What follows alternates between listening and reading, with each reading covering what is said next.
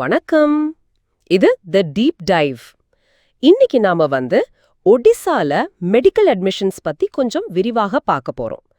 குறிப்பா NEET UG 2025 வச்சு எப்படி அங்க எம்பிபிஎஸ், பிடிஎஸ் மாதிரி படிப்புகள்ல சேர்றதுன்னு. ஆமா, இதுக்காக நாம ஓஜிஇ வெப்சைட், காலேஜ் லிஸ்ட்ஸ், அப்புறம் லேட்டஸ்ட் நியூஸ்னு நிறைய தகவல்களை பார்த்தோம்.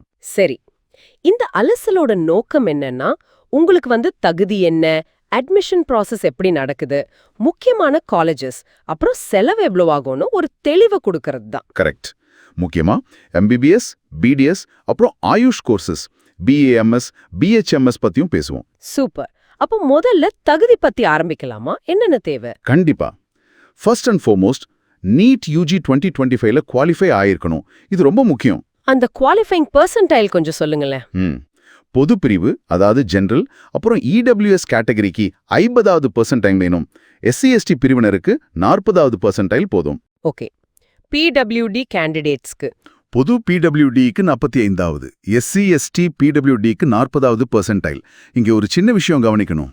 சொல்லுங்க. ஒடிசாவோட ஸ்டேட் கோட்டாவில் ஓபிசி ரிசர்வேஷன் தனியா இல்ல. ஆனா நீட் தகுதிக்கு அவங்களுக்கு 40வது பெர்சன்டைல் போதும். ஓஹோ, இது முக்கியமான பாயிண்ட். வயசு வரம்பு? டிசம்பர் 31, 2025 அன்னைக்கு 17 வயசு பூர்த்தியாயிருக்கணும். அதிகபட்ச வயது, அதாவது அப்பர் ஏஜ் லிமிட் எதுவும் கிடையாது. சரி. படிப்பு தகுதி +2ல? +2 சயின்ஸ் குரூப் எடுத்திருக்கணும். பிசிக்ஸ், கெமிஸ்ட்ரி, பயாலஜி அல்லது பயோடெக்னாலஜி, கூடவே இங்கிலீஷ். இதுல எல்லாத்திலும் தனித்தனியா பாஸ் பண்ணிருக்கணும். அப்புறம் பிசிக்ஸ், கெமிஸ்ட்ரி, பயாலஜி, பயோடெக் சேர்த்து மொத்தமா பொது பிரிவுக்கு 50% மார்க்ஸ். மத்தவங்களுக்கு? எஸ்சி/எஸ்டி பிரிவினருக்கு 40%, பொது பிடபிள்யூடிக்கு 45%, எஸ்சி/எஸ்டி பிடபிள்யூடிக்கு 40% தேவை.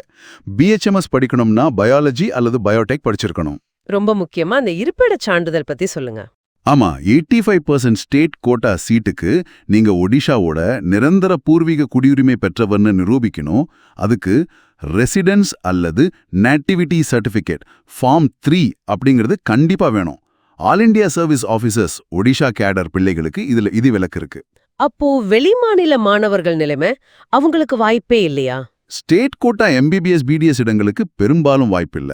ஆனா சொன்ன மாதிரி பிரைவேட் ஆயுஷ் காலேஜுகள்ல ஏஐக்யூ சீட்ஸ் இருக்கும். அதுக்கு இந்த நேட்டிவிட்டி சர்டிஃபிகேட் தேவையில்லை. அப்புறம் என்ஆர்ஐ சீட்ஸ் இருக்கு, அதுக்கும் தேவையில்லை. ஓகே, சரி. இப்போ தகுதி எல்லாம் இருக்கு. அடுத்த ஸ்டெப் என்ன? அட்மிஷன் ப்ராசஸ் எப்படி? இதுக்கு பொறுப்பு ஓஜேஇஇ, அதாவது Odisha joint entrance examination board. அவங்க வெப்சைட் ojee.nic.in. அதுல போய் தான் ஆன்லைன்ல ரெஜிஸ்டர் பண்ணணும்.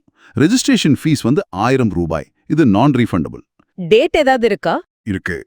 எம்பிபிஎஸ், பிடிஎஸ் ரெஜிஸ்டர் பண்ண கடைசி தேதி ஜூலை 26, 2025. ரொம்ப நெருங்கிடுச்சு. ரெஜிஸ்டர் பண்ணும்போது நீட் ஸ்கோர் கார்டு, உங்க 10வது 12வது மார்க் ஷீட், நேட்டிவிட்டி, கேட்டகரினா அதுக்கான சர்டிஃபிகேட், இதெல்லாம் அப்லோட் பண்ணணும். அப்லோட் பண்ணிட்டா மட்டும் போதுமா? இல்ல, ஆன்லைன்ல டாக்குமெண்ட் வெரிஃபிகேஷன் நடக்கும். அவங்க ஏதாவது கேள்வி கேட்டா உடனே நீங்க ரெஸ்பாண்ட் பண்ணணும்.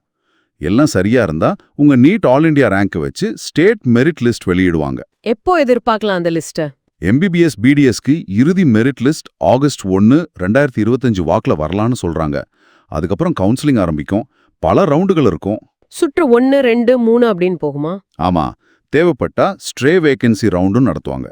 இதுல முக்கியமானது சாய்ஸ் ஃபில்லிங் அண்ட் லாக்கிங். ஆமா, அது ரொம்ப முக்கியம் இல்லையா?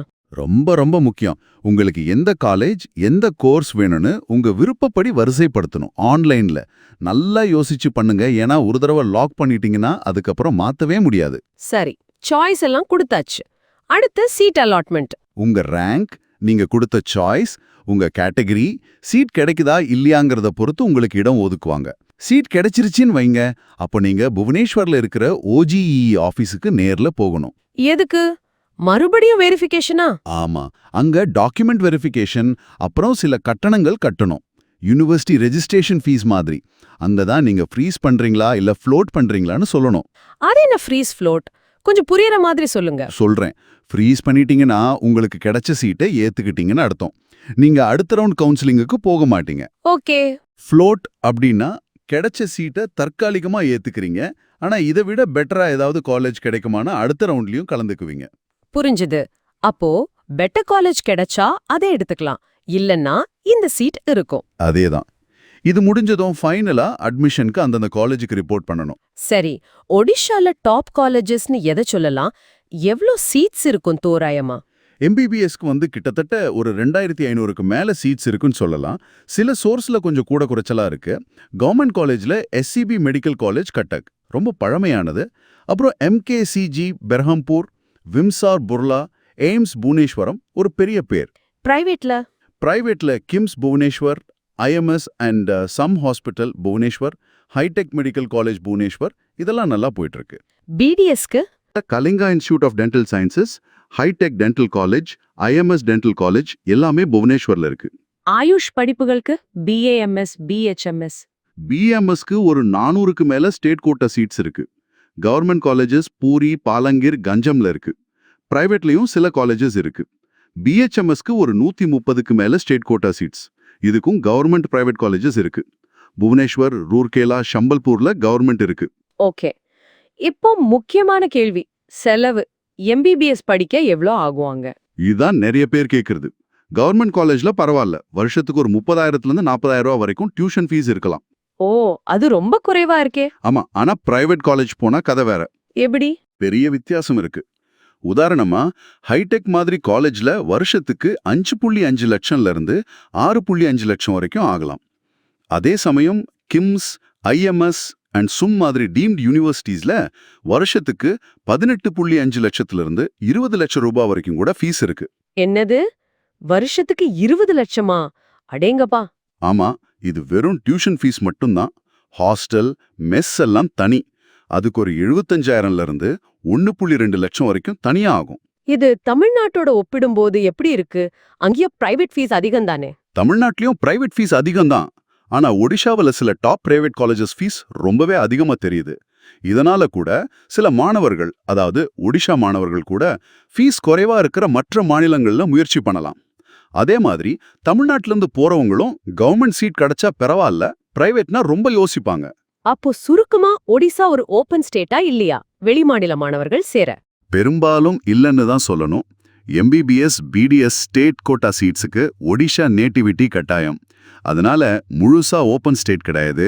ஆனா நான் சொன்ன மாதிரி பிரைவேட் ஆயுஷ் காலேஜஸ்ல இருக்கிற ஏஐக்யூ சீட்ஸ் அல்லது என்ஆர்ஐ சீட்ஸ்ல சில வாய்ப்புகள் இருக்கலாம், அவ்வளவுதான். சரி, கடைசியா லேட்டஸ்ட் நியூஸ் ஏதாவது இருக்கா இந்த அட்மிஷன் சம்பந்தமா? இருக்கு. என்எம்சி, அதாவது நேஷனல் மெடிக்கல் கமிஷன், நாடு முழுக்க 112 புது மெடிக்கல் காலேஜுகளுக்கு அனுமதி கொடுத்திருக்காங்க. ஓ, அப்போ சீட்ஸ் அதிகமாகும் இல்லையா? ஆமா, இதனால ஒடிஷாவோட கட் ஆஃப் மார்க்ஸ்லயும் தாக்கம் இருக்கலாம். கொஞ்சம் குறைய வாய்ப்பு இருக்கு, பார்க்கணும். அப்புறம் OJE 2025 அட்மிஷன் ப்ராசஸ் இப்போ ஆக்டிவா நடந்துட்டு இருக்கு. ரெஜிஸ்ட்ரேஷன் முடிய போகுது. இன்னொரு விஷயம், PWD கேண்டிடேட்ஸ்க்கான கைட்லைன்ஸை NMC அப்டேட் பண்ணிருக்காங்க. அதையும் செக் பண்ணிக்கோங்க. அருமை. அப்போ தகுதி, OJE ப்ராசஸ், காலேஜஸ், செலவு, ஓபன் ஸ்டேட்டா இல்லையா, லேட்டஸ்ட் நியூஸ்னு எல்லாத்தையும் கவர் பண்ணிட்டோம்னு நினைக்கிறேன். ஆமா, ஒரு நல்ல ஓவர்வியூ கிடைச்சிருக்கும்னு நம்புறேன். இப்போ கேக்குறவங்களுக்கு ஒரு கேள்வி மனசுல ஓடும். நாடு முழுக்க இத்தனை புது காலேஜஸ் வருது. இதனால அடுத்த சில வருஷங்கள்ல ஒடிசாவில மெடிக்கல் அட்மிஷன் நிலைமை, குறிப்பா கட் ஆஃப், போட்டி இதெல்லாம் எப்படி மாறப்போகுது? இது ஒரு பெரிய கேள்வி இல்லையா? நிச்சயமா, இது நாம தொடர்ந்து கவனிக்க வேண்டிய ஒரு விஷயம். எப்படி மாறுதுன்னு பாப்போம். எதுவா இருந்தாலும் லேட்டஸ்ட் அதிகாரப்பூர்வ தகவல்களுக்கு எப்பவும் OGE.nic.in வெப்சைட்டை பார்க்கறது நல்லது. ரொம்ப நன்றி. நேயர்களே, உங்களுக்கும் பயனுள்ளதா இருந்திருக்கும் நம்புறோம். அடுத்த டீப் டைவ்ல சந்திக்கலாம்.